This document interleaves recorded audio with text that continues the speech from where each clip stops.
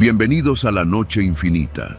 Antes de comenzar, cuéntanos en los comentarios desde dónde nos escuchas y qué temáticas te gustaría que exploremos en el futuro. Leemos cada mensaje con atención y siempre tomamos en cuenta sus sugerencias para los próximos relatos. Sin nada más que decir, comencemos. Cuando llegué a la hacienda San Nicolás de la Sierra, pensé que había tenido suerte. No era fácil encontrar chamba fija en esos días. A mis 34 años, después de varios trabajos mal pagados y temporadas de obrero en construcción, esa oferta me cayó como bendición. Cama, comida y un sueldo decente por cuidar los sembradíos y apoyar en la empacadora. La hacienda estaba en los altos de Jalisco, cerca de Jalostotitlán. Era una de esas propiedades viejas que habían pertenecido a familias españolas desde hace generaciones y que luego pasaron a manos de empresarios con dinero. La construcción principal tenía techos de teja, paredes anchas de adobe y un patio con una fuente seca. Había también varios galpones para herramientas, una pequeña empacadora, corrales vacíos y un campo de agave que parecía nunca terminar. Desde el principio noté que los otros trabajadores eran muy callados. Había unos 10 en total, hombres de campo curtidos, más viejos que yo, y algunos jóvenes que apenas hablaban entre sí. Me asignaron el turno de la madrugada, junto con un tal Salomón, que tenía la cara surcada de arrugas y una mirada esquiva. «Aquí se trabaja en silencio, mijo», me dijo la primera noche, mientras caminábamos entre hileras de agave bajo la luz de una linterna vieja. No pregunté por qué, me limité a observar. A lo lejos se veía el brillo tenue de la empacadora funcionando y el humo de la cocina del personal. Todo parecía tranquilo. Pero al tercer día, las cosas empezaron a cambiar. Esa mañana, noté que faltaban 2 trabajadores. Uno de ellos, Chema, un tipo moreno de bigote grueso, que apenas el día anterior había estado deshiervando junto a mí. Pregunté por ellos durante el desayuno, pero nadie respondió. El capataz, un tipo de apellido Salcedo, alto, canoso, con botas relucientes, entró a la cocina y anunció con voz seca: «A quien no le guste cómo se hacen las cosas aquí, tiene la puerta abierta, pero si se va, que no regrese». Dicho eso, clavó la mirada en nosotros como si fuéramos ganado. Nadie dijo una palabra. Solo escuché como uno de los más viejos murmuraba algo como: «Ya se lo llevó la sierra», pero cuando volteé a preguntarle, bajó la cabeza. Esa noche, cuando me tocó el turno con Salomón, aproveché que el viejo estaba más hablador de lo normal y le pregunté por los compañeros que faltaban. «A veces pasa, muchacho», me dijo sin mirarme. «El campo se traga a los que hablan de más». Pensé que se refería a serpientes, alimañas o a un accidente, pero su tono no era de advertencia, sino de resignación. Algo no encajaba. Con el paso de los días, noté que había normas que nadie decía, pero todos seguían.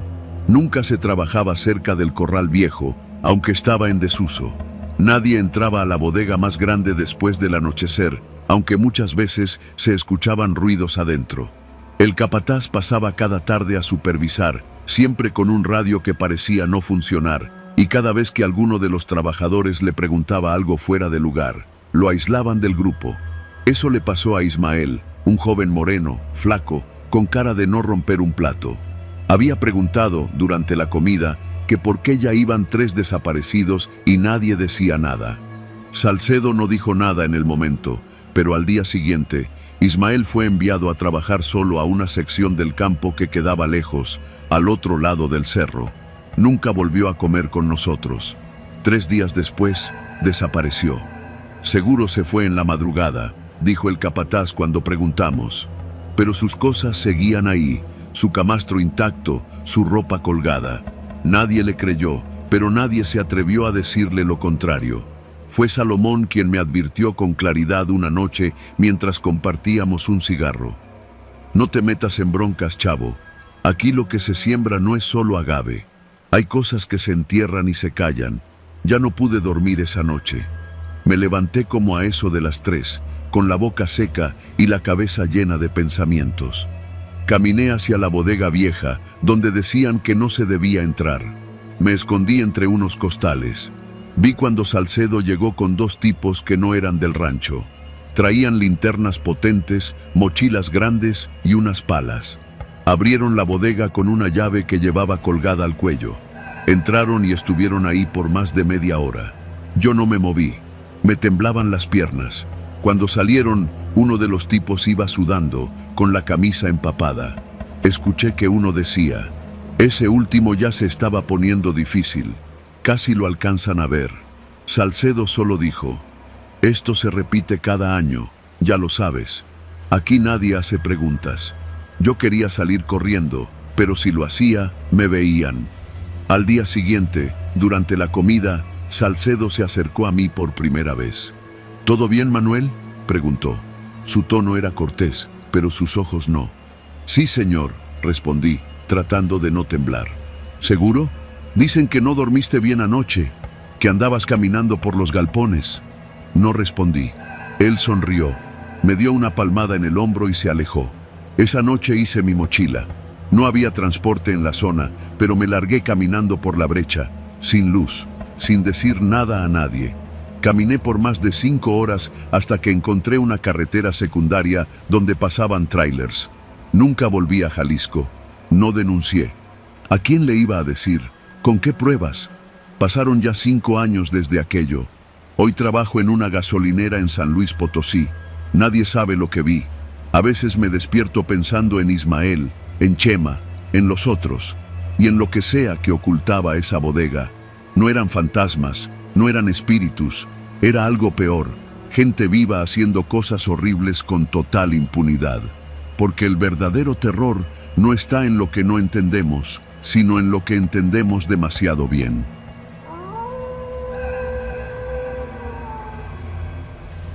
Tenía 28 años cuando acepté el trabajo de restaurador en una antigua hacienda ubicada a las afueras de Tecax, en el sur de Yucatán.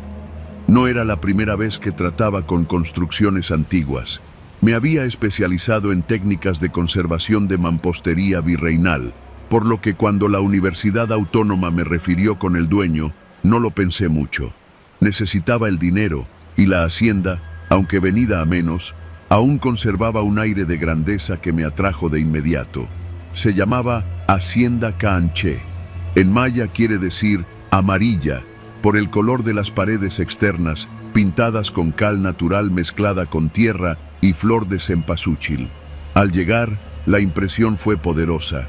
Columnas semiderruidas, un tanque de agua oxidado, árboles de ceiba enraizados en las paredes y una capilla sin cruz, cubierta de maleza. El administrador, un hombre delgado llamado Don Silverio, me recibió con una educación antigua, casi teatral. No hay prisa, joven. Lo importante es que no entre a la habitación sellada, me dijo sin mirarme a los ojos. Pensé que exageraba. Siempre hay historias en estos sitios, fantasmas, secretos familiares, pasadizos, tesoros malditos. Pero yo no creía en eso. Mi trabajo era técnico. Medir, limpiar, raspar, inyectar mortero, aplicar consolidantes. Punto. Durante los primeros días me concentré en estabilizar los muros del casco principal. El calor era abrasador. Me hospedaron en uno de los antiguos cuartos de servidumbre, adaptado con una hamaca y un ventilador que apenas podía con el bochorno. Don Silverio aparecía de vez en cuando para supervisar sin supervisar, siempre con su sombrero de palma, siempre con un vaso de horchata fría en la mano. Fue en el tercer día cuando la curiosidad me ganó. Esa habitación sellada estaba en la parte trasera de la casa grande, justo donde convergían 3 corredores abovedados. La puerta era de cedro, con un cerrojo antiguo, pero lo más raro era que la habían sellado con cal, no pintada, sellada. Unos 10 centímetros de cal endurecida cubrían por completo el marco, como si la intención no hubiera sido simplemente cerrar, sino ocultar, aislar. Me acerqué varias veces solo para observar. No había ruidos, solo un olor fuerte, entre yeso, humedad y algo más profundo, como a encierro. Don Silverio parecía adivinar mis pensamientos cada vez que pasaba por ahí. Le recomiendo no gastar tiempo en eso. Hay cosas que se dejaron atrás por una razón, decía.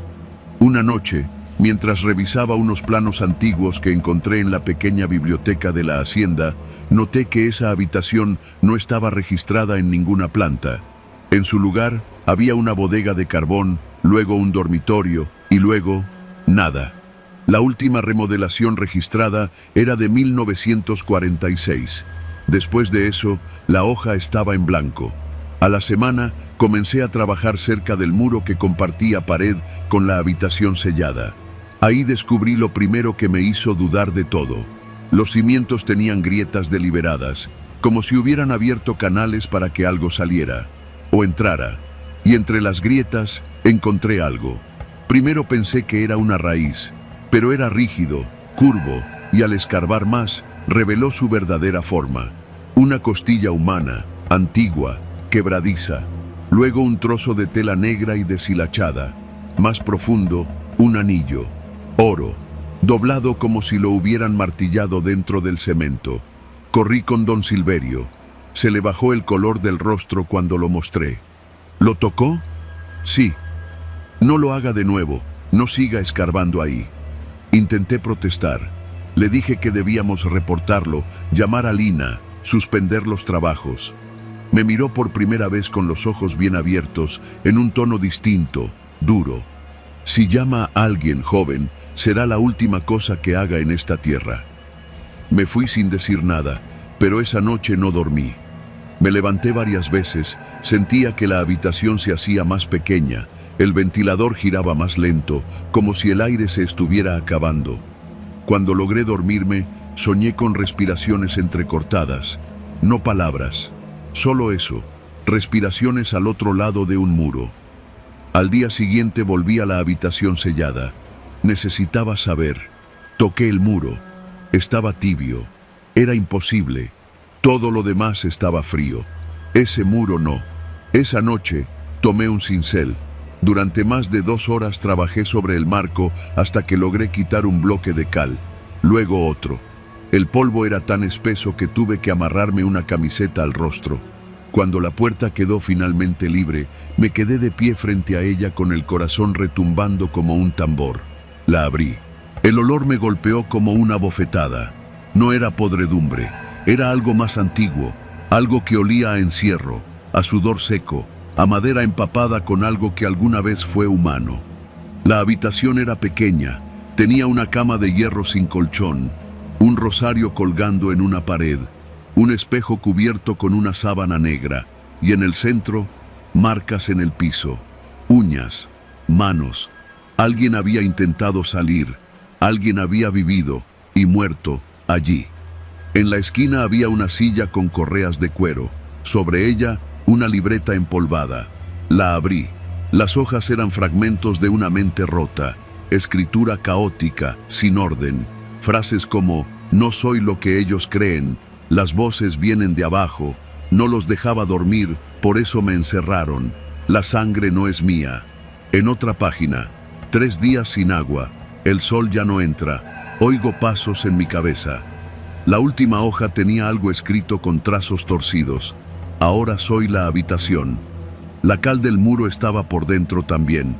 Al darme la vuelta para salir, noté que alguien había cerrado la puerta. No la oí cerrarse. Estaba simplemente cerrada. «¡Don Silverio!», grité. Nadie respondió. La manija no se movía. Golpeé. Grité más. El polvo me ardía en la garganta. Empecé a sentir el encierro en los pulmones, como si el aire se volviera piedra. Pasaron minutos, horas, no sé. Cuando por fin la puerta se abrió, don Silverio me miró con una calma que me pareció inhumana. «Ahora ya sabe, esa habitación no guarda a nadie. Ella es la que guarda». No pregunté más. Tomé mis cosas. Al día siguiente, a primera hora, me largué de ahí sin despedirme. Jamás regresé. 2 meses después, supe por un contacto en Mérida que la hacienda fue vendida a una empresa de turismo. La están remodelando para convertirla en hotel boutique. Dicen que una de las suites tendrá muros originales y que planean reabrir la habitación de cal como atracción. No pienso decir nada. Que lo descubran solos.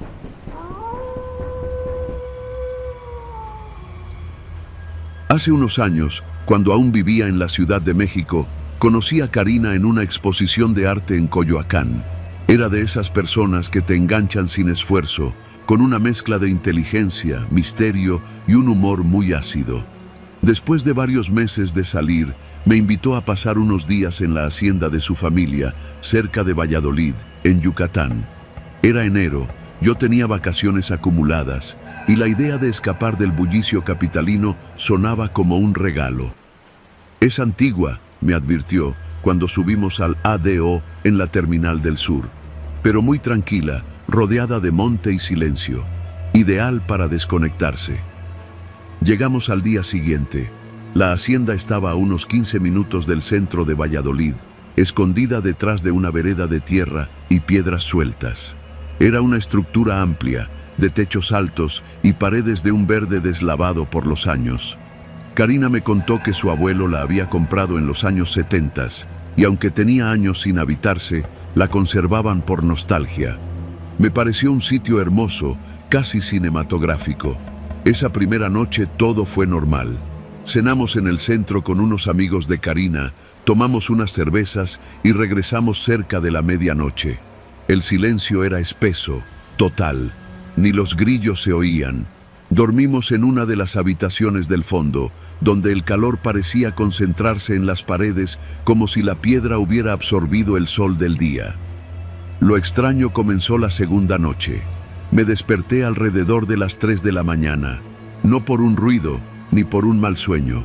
Fue algo más sutil, más interno, como cuando sabes que alguien te está mirando, aunque no puedas explicarlo. Abrí los ojos y todo estaba oscuro. La única luz era la del foco del patio, que se colaba débilmente por una ventana con cortinas gruesas. No vi nada, pero el aire se sentía diferente. No frío, no caliente, solo denso. Miré a Karina. Dormía profundamente, con el brazo colgando del lado izquierdo de la cama. Me senté un momento, bebí agua del vaso en el buró y volví a acostarme. Antes de cerrar los ojos, sentí algo que todavía hoy me cuesta explicar. La certeza de que alguien más estaba dentro de la habitación. No escuché pasos, no vi movimiento, pero lo supe. Como se sabe cuando alguien te sigue en la calle, aunque no voltees. Esa sensación que te enciende los nervios, que te hace querer correr sin saber por qué. Me levanté al día siguiente sin decir nada. Karina tampoco comentó nada raro, pero yo pasé todo el día con la cabeza tensa, como si tuviera una punzada constante detrás de los ojos. La tercera noche fue peor. Volvimos a la hacienda temprano, cerca de las 10. Karina se metió a bañar y yo me quedé solo en la habitación, revisando unos mensajes. Me llamó la atención que el espejo grande del armario, uno de cuerpo completo, antiguo, con marco de madera tallada, tenía una ligera capa de polvo. Me acerqué para limpiarlo con la manga de mi camisa, pero al hacerlo noté algo que me hizo fruncir el ceño. Había marcas de dedos, no de una sola pasada, eran varias. Como si alguien hubiera presionado suavemente los dedos contra el cristal, desde adentro. No le dije nada a Karina. Me sentí idiota.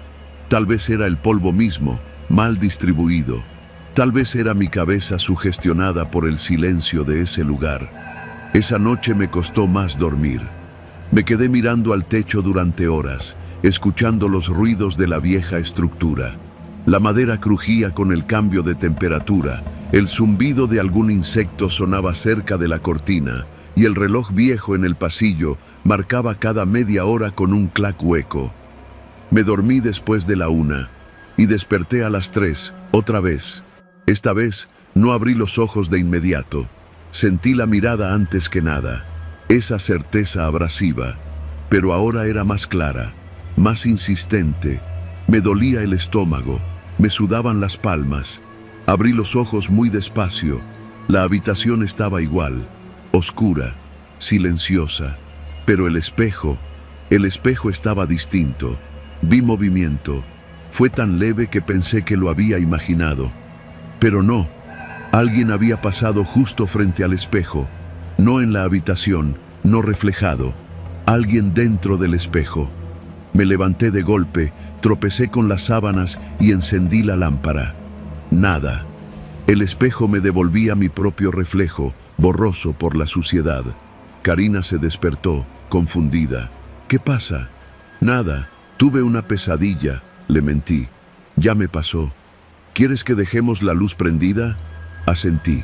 Me recosté otra vez, pero no dormí. Me quedé viendo el techo, escuchando la casa. En algún momento, la lámpara se apagó sola. Pensé que era la pila, pero era de cable. No volví a dormir. A la mañana siguiente fui a caminar solo. Necesitaba pensar. Me alejé por el monte, por un camino que llevaba a una vieja noria. Respiré hondo, pero no me calmé. Esa noche decidí dormir en otra habitación. No se lo dije a Karina. Solo le inventé que me dolía la cabeza por la humedad y que dormiría en la que tenía ventilador. Ella no se molestó. Me dio un beso y me deseó buenas noches. Hace unos años, cuando aún vivía en la Ciudad de México, conocí a Karina en una exposición de arte en Coyoacán. Era de esas personas que te enganchan sin esfuerzo, con una mezcla de inteligencia, misterio y un humor muy ácido. Después de varios meses de salir, me invitó a pasar unos días en la hacienda de su Cerré, la puerta con llave. Revisé debajo de la cama, detrás de la cortina. Apagué la luz y me acosté. A las 3:12 abrí los ojos. No me despertó ningún ruido. Fue el mismo impulso extraño. Me incorporé muy despacio. Esta vez no había espejo. La habitación era distinta, más chica, más sencilla. Pero al girar la vista hacia la puerta, noté algo que me heló por dentro.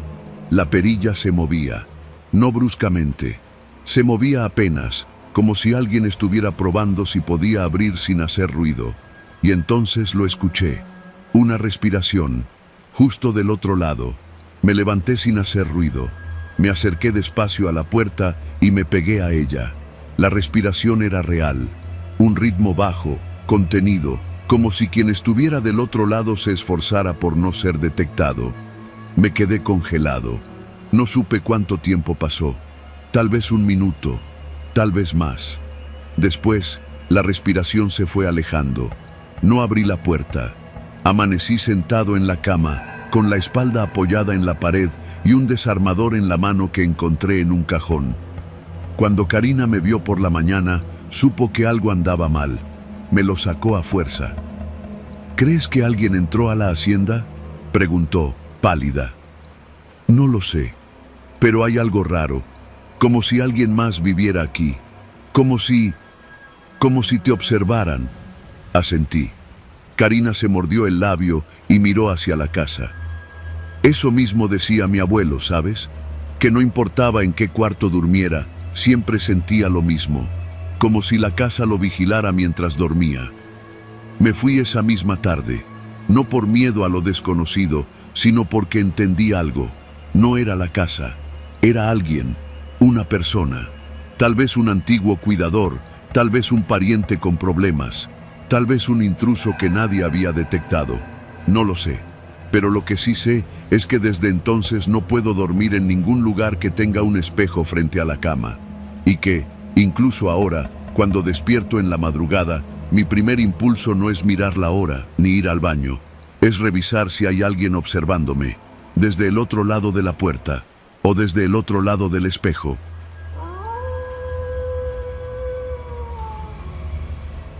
Siempre supe que aceptar aquel encargo era una mala idea. No porque fuera peligroso, al menos no en el papel, sino porque había algo en la voz del viejo que me contrató que no me terminó de cuadrar. Hablaba lento, pausado, como si cada palabra saliera con dificultad. Me contactó a través de un primo que trabaja en remodelaciones de casas viejas en el Bajío. Me dijo que un señor de San Luis Potosí necesitaba a alguien fuerte y discreto para ayudar con una limpieza en su hacienda familiar, que llevaba cerrada casi 20 años. El pago era bueno, la estancia y la comida incluidas. Sonaba a vacaciones pagadas con trabajo físico de por medio. Me encontraba sin chamba fija en ese momento, así que acepté. Me dijeron que la hacienda estaba a 1 hora del centro, rumbo a Villa de Zaragoza. que había que pasar por un camino de terracería, flanqueado por mezquites y nopaleras, hasta llegar a un portón grande, de esos de madera gruesa y herrajes oxidados. Desde que crucé ese portón, sentí que algo no estaba bien. La construcción era hermosa, aunque se notaba el abandono, muros de adobe y piedra, patios interiores con fuentes secas, corredores infinitos con techos de vigas expuestas. Todo olía a polvo, humedad y tiempo. El encargado era un señor como de 70 años, que se hacía llamar Don Lauro.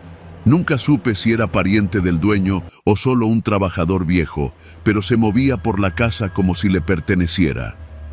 «Solo hay una parte a la que no quiero que entres», me advirtió la primera noche, mientras cenábamos frijoles refritos y tortillas duras en la cocina vieja.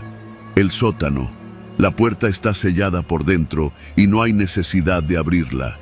Todo lo demás, lo que te pida, es trabajo de limpieza y restauración. No preguntes más». Dijo eso y luego siguió comiendo como si nada. Los primeros días fueron tranquilos. Lijar puertas, retirar escombros, encalar muros. El silencio del campo solo se rompía por los grillos y el viento entre los árboles secos. No había señal de celular ni internet. Solo yo, Don Lauro y la hacienda. Pero en la tercera noche comencé a notar cosas raras. Sonidos de madera crujiendo, puertas que se cerraban sin que hubiera brisa. Una vez escuché pasos en la planta baja cuando yo estaba arriba. Al bajar, no encontré a nadie. Don Lauro dormía en un catre, en una habitación al fondo del pasillo. Lo vi roncando con la puerta entreabierta. La noche siguiente, vi algo que me quitó el sueño. Mientras revisaba los pasillos con una linterna, la luz eléctrica funcionaba apenas en algunas zonas. Pasé frente a una puerta que nunca había visto abierta. Era de roble negro, al fondo de un corredor angosto. No se abría desde afuera. La reconocí de inmediato. Era la entrada al sótano, pero estaba entreabierta. Me acerqué y noté que la aldaba de hierro que antes la mantenía sellada estaba en el suelo, como si la hubieran forzado desde dentro. El aire que salía por la rendija era más frío que el del resto de la casa. Olía distinto, como a cal mojada, y otra cosa, como a grasa rancia. Regresé a mi cuarto y cerré la puerta con seguro. A la mañana siguiente fingí no haber visto nada. Le pregunté a Don Lauro si él había abierto el sótano, pero me miró con los ojos entrecerrados y solo dijo: «Tú no entres ahí, no preguntes».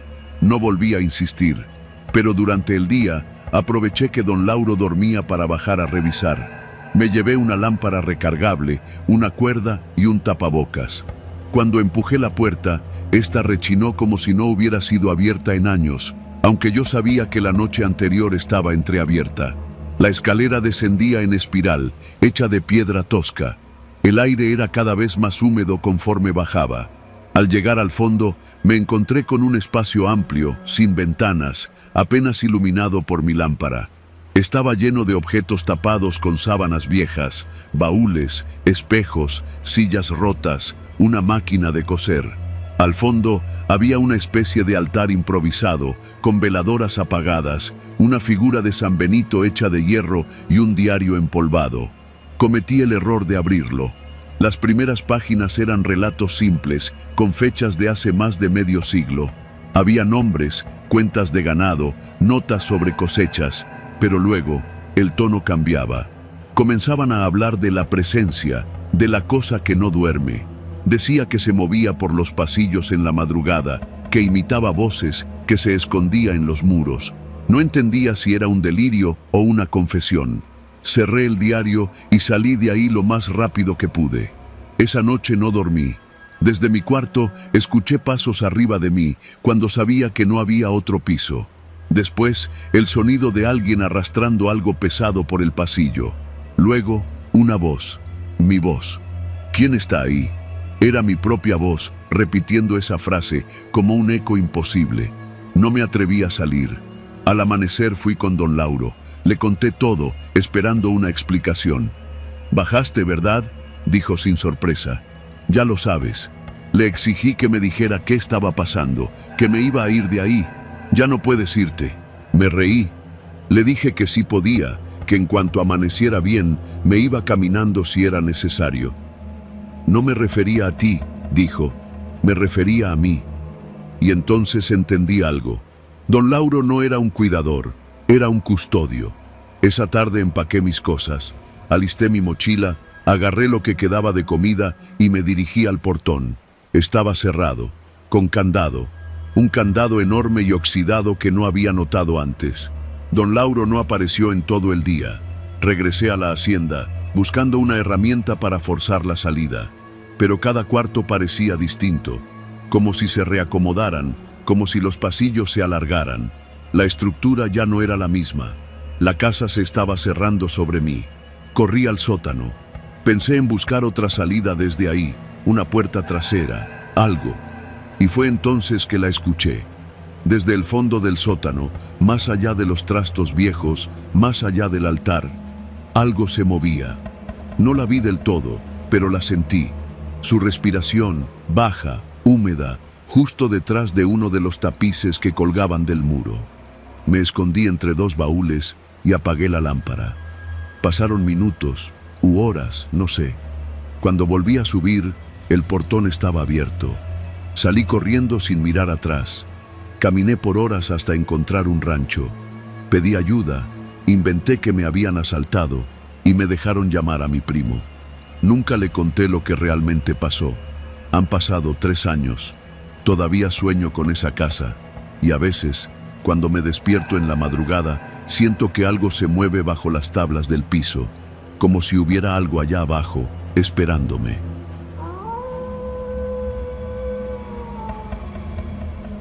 Lo que voy a contar sucedió hace algunos años, en el corazón de Guanajuato, aunque cada vez que lo menciono, los pocos que saben del caso prefieren fingir que no me escuchan.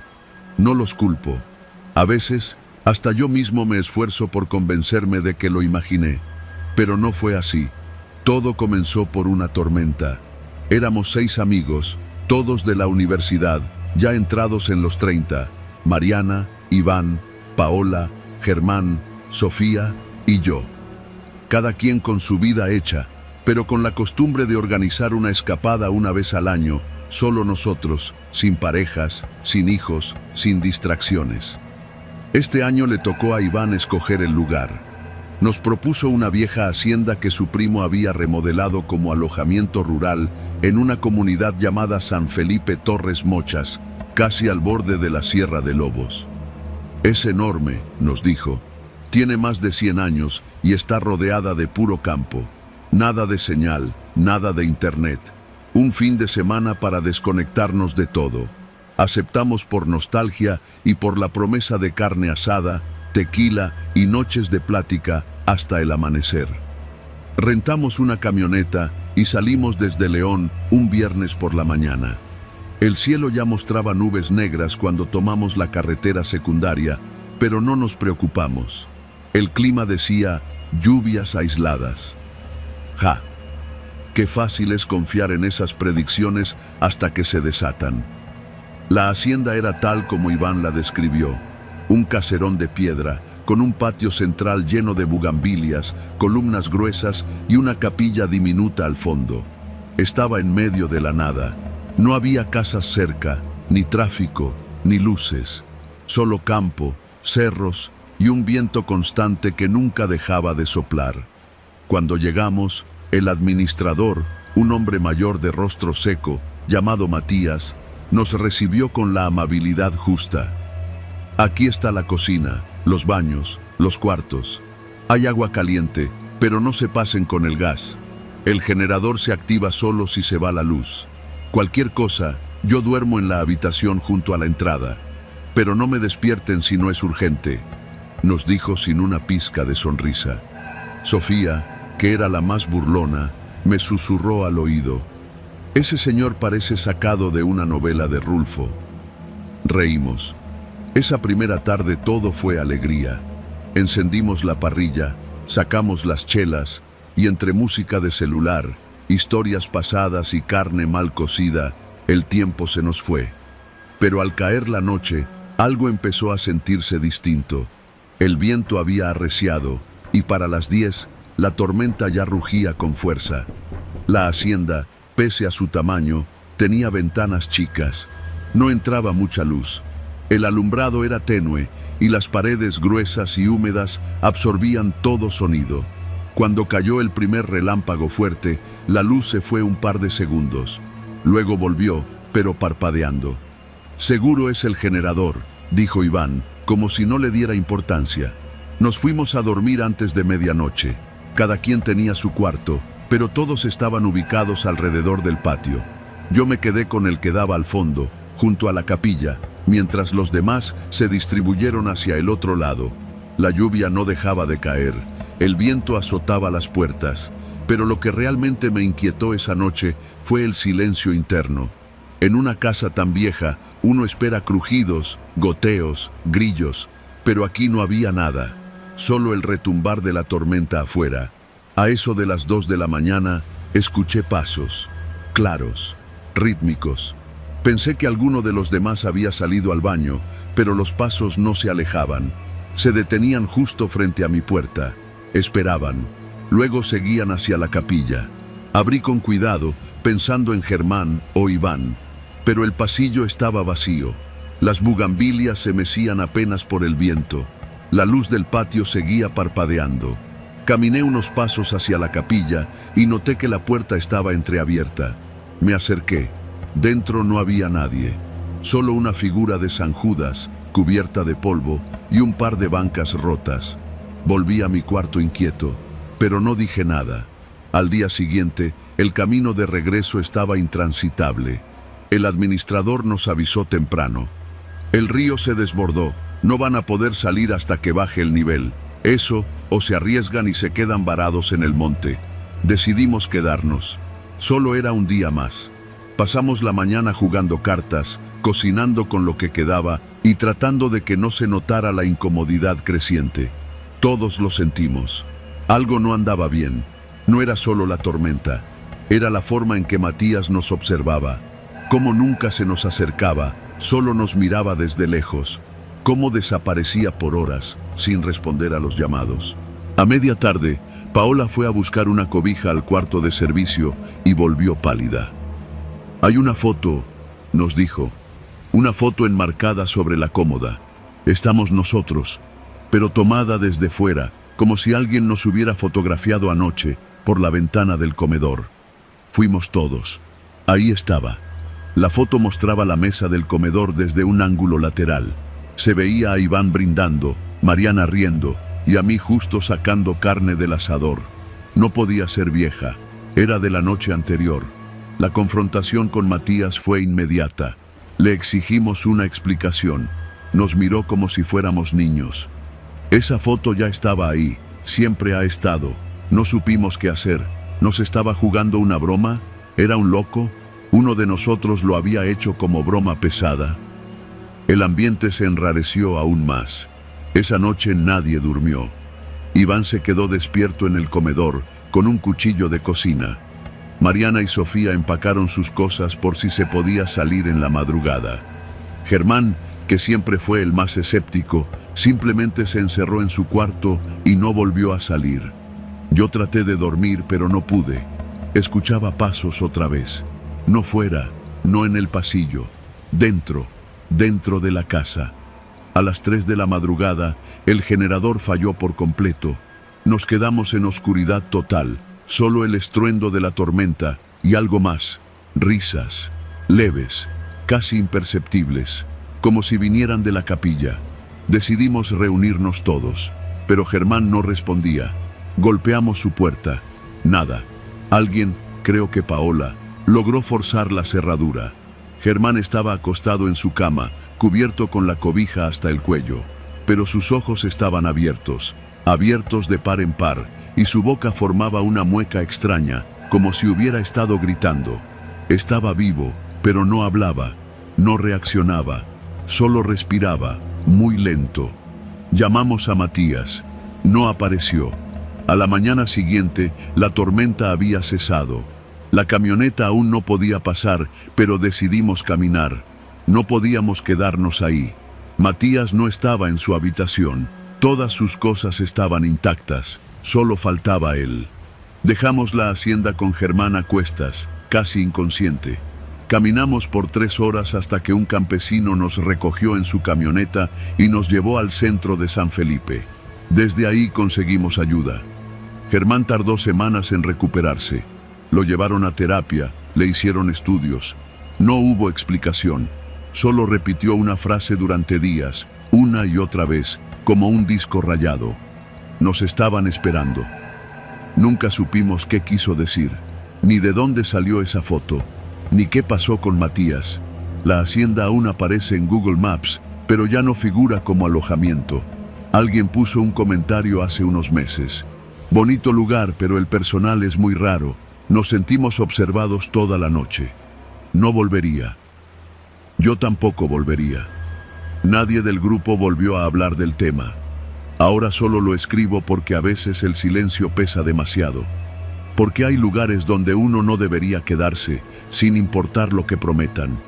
Porque hay casas que no están vacías, aunque lo parezcan. Y porque no importa lo que digan, en esa hacienda, alguien más estaba con nosotros.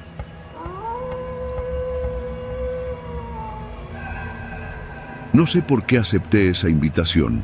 Tal vez por orgullo, tal vez porque llevaba meses sin salir de la ciudad, atrapado entre el ruido del periférico y los edificios grises que asfixian cualquier intento de respirar tranquilo.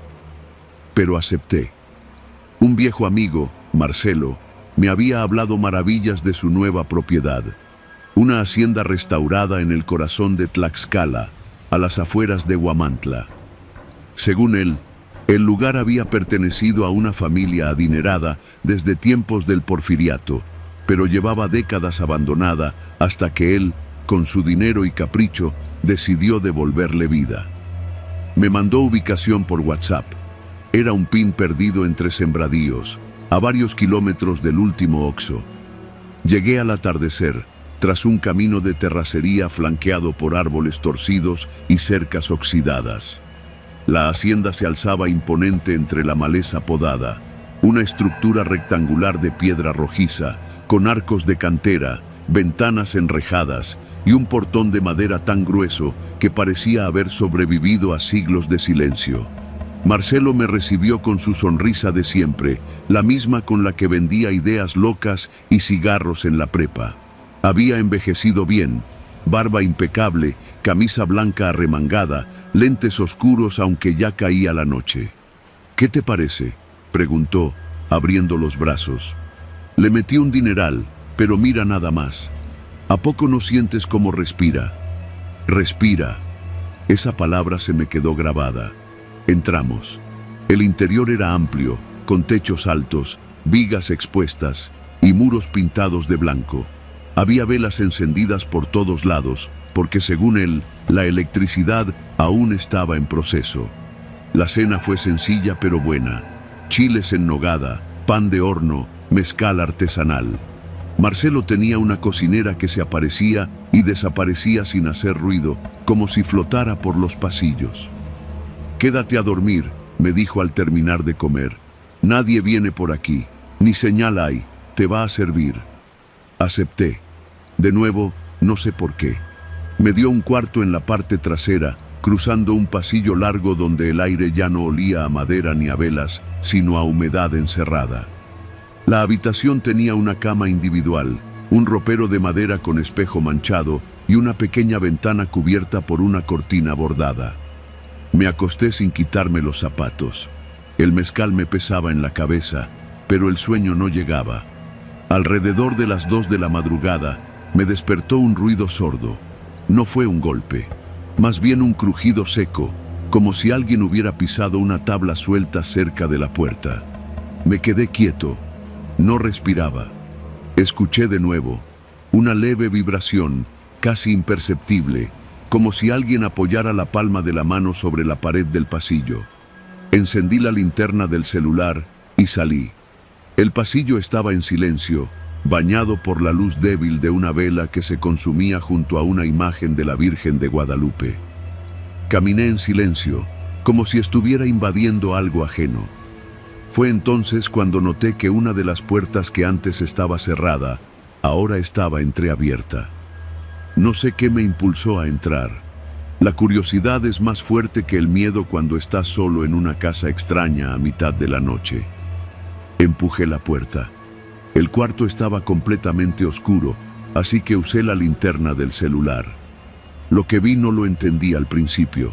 Pensé que era una bodega o un estudio abandonado, pero mientras movía la luz empecé a notar detalles, decenas, cientos de fotografías pegadas en las paredes, unas encima de otras.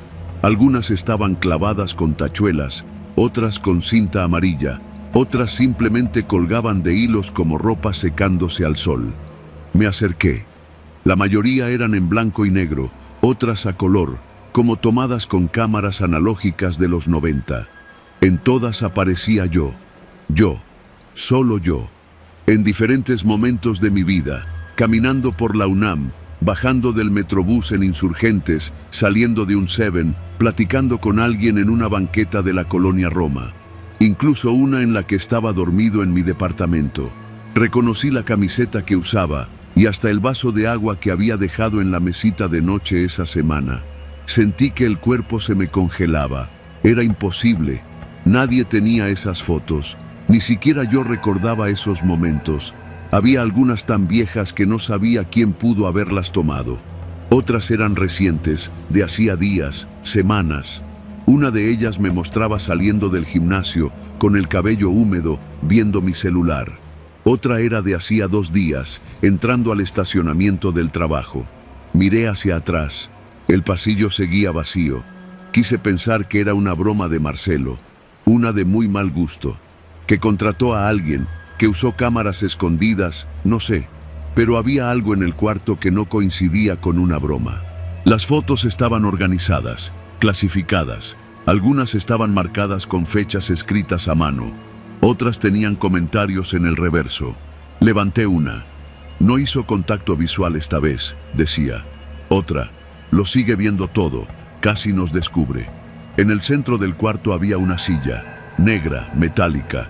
Frente a ella, una cámara de video sobre un trípode, apuntando hacia la silla, como si alguien se sentara ahí a observar las fotos durante horas. El pánico se me clavó en el pecho. Volví corriendo al cuarto. Cerré la puerta con seguro y arrastré el ropero frente a ella. Encendí el celular, sin señal. Revisé la ventana, enrejada.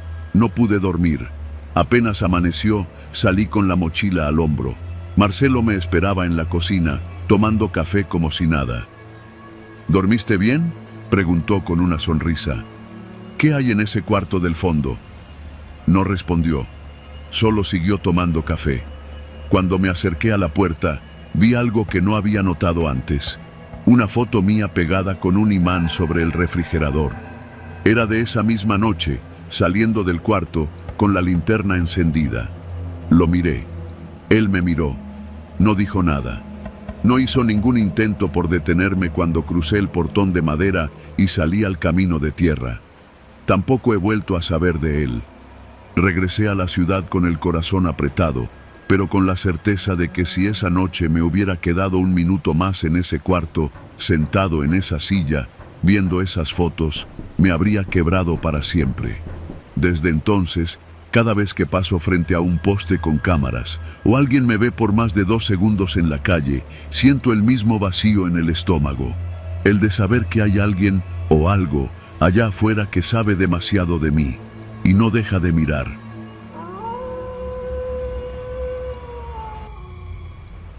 La primera vez que puse un pie en la Hacienda San Vicente fue un miércoles caluroso de mayo. El aire olía a tierra cocida, a estiércol y a sudor viejo, de ese que se impregna en los muros de adobe y no se va con nada. Mi nombre es Ernesto Robles, tengo 36 años y soy topógrafo. Me habían contratado para supervisar una obra de restauración en una ex hacienda al norte del estado de Jalisco, a medio camino entre Lagos de Moreno y San Felipe. El dueño, un tal ingeniero Chavero, tenía planes de convertirla en un complejo turístico, de esos con encanto rural que tanto gustan a los extranjeros.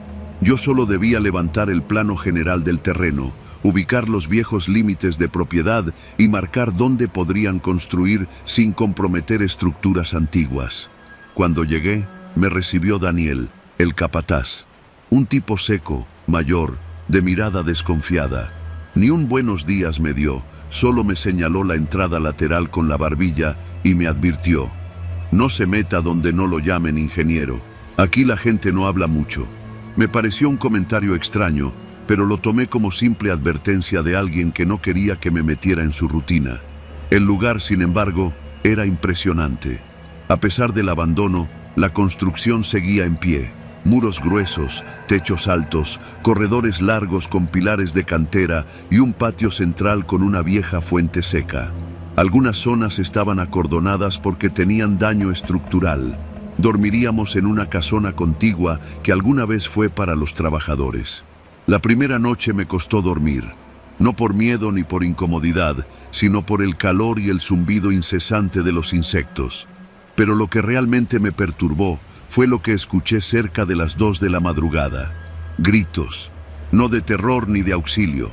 Eran gritos de enojo, hombres discutiendo, voces roncas que se interrumpían, que se alzaban en insultos.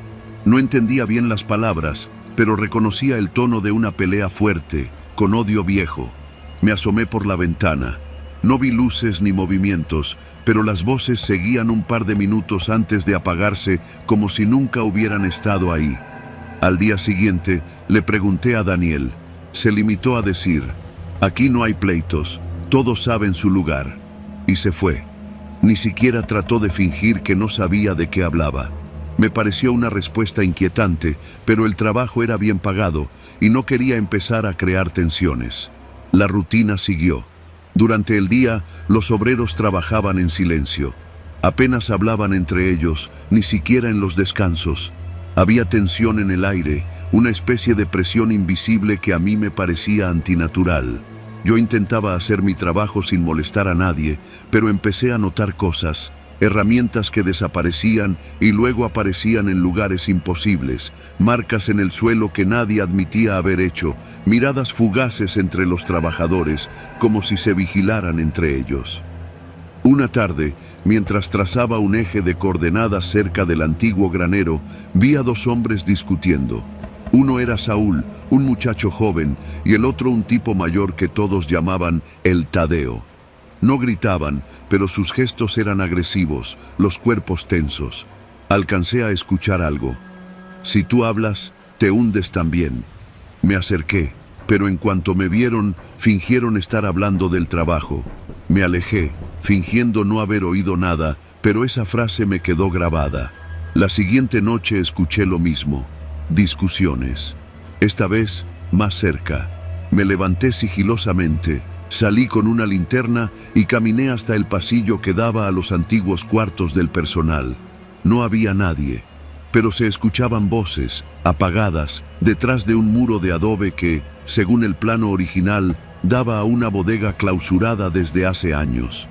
Esa noche decidí no volver a salir de mi cuarto. Al tercer día, Saúl desapareció. Nadie hizo preguntas. Daniel dijo que se fue sin avisar, así, sin más. Nadie mencionó su nombre después. Pregunté y uno de los albañiles solo dijo bajito: mejor no se meta, ingeniero. Aquí la gente no habla, no porque no quiera, sino porque aprendió a no hacerlo.